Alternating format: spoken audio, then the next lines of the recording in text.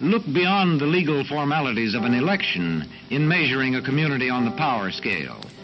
If the citizens can vote only the way they're told, a community approaches despotism. In a downright despotism, opposition is dangerous, whether the despotism is official or whether it is unofficial. And if books and newspapers and the radio are efficiently controlled, the people will read and accept exactly what the few in control want them to. Whisperwatch.com. And so long as the Democratic base continues to look the other way and say, I want to feel good, instead of pushing the notion that I want to do good. They like to feel good about what they're trying to do instead of actually doing good and getting it done come hell or high water by any means necessary. You see what I'm saying? Again, this is something that Republicans understand quite well and Democrats seem to have no concept of. They seem to have no concept of what it means to fight to maintain power, however you do it. Or I should say, they have a sense of that. They just do it with their own people instead of with the Republicans. You have no power to protect anybody, but hey, you are morally superior to Donald Trump. Yay! What the does that mean to me? Not a goddamn thing. But if your decision to work with Trump is to push these policies that morally make you feel like you're doing the right thing or morally makes you feel superior, but materially isn't doing anything to touch and improve the lives of regular, everyday, working class and poor people, then get the out of my face with this bullshit, with this kumbaya mess. We're all gonna hold hands and everything's gonna be fine and wonderful and dandy. I don't want to hear it. I don't want to hear another goddamn thing that is a promise that you cannot deliver because you don't have the power to do it. Unless you can show me that you have the power to change the on-the-ground realities of people in Michigan who are drinking leaded water, then I don't want to hear it. I don't care about how you feel about the situation. That does nothing to change the reality of people's everyday lives on the ground. It does nothing to change what comes out of the faucet. You felt good about trying to do something. That means nothing. It means nothing. And you can't help until you have the power to do so.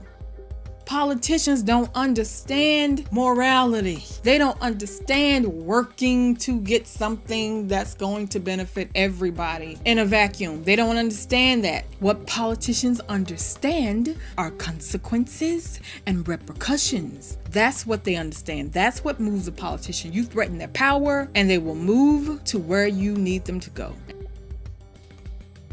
When people make an argument against what I just said, it's going to be on a moral level. How can you let people suffer? How can you wish for President Trump's failure? President Trump's failure is going to be the failure of all of America. How can you wish for that? I don't have time for that emotional bullshit. I'm looking at the truth for what it is. I'm looking at reality for what it is. The problem is you don't have the power to protect me. You don't have the power to protect my uncles, my cousins, my aunties, my mama, my dad, and my sisters, my brothers. You don't have the power to do that because you don't know how to fight for it. You don't know how to fight to get it. You don't know how to fight to keep it. So when I tell you, miss me with this emotional blackmail bullshit, I mean that with every fiber of my being. You want to talk about reality and being the grown-up in the room. I'm looking at reality. The reality is that Republicans did everything they can to stop Barack Obama. And now they have maintained control of the House and the Senate. And they have obtained the power of the presidency. These motherfuckers shut down the government before doing anything that a Democrat wanted them to do. And as I sit here talking to you right now, they run this motherfucker. They run this bitch. They do, not you, not your Democrat, not your morally superior high horse Democrat. Y'all don't run shit. You don't run shit. And this is my problem with the argument. You have to have power in order to protect people, in order to protect all the rest of us from the Republicans' nonsense. You have to have the power to do that. You don't have the power right now. People like Paul Krugman is telling you the jobs are not coming back, so you. Your job is not coming back, so you. go to night class and figure out how to create apps at 55, at 53, at 62. Go figure out how to write programs at 48. Now, there may be some people who can do that. Maybe they got it like that.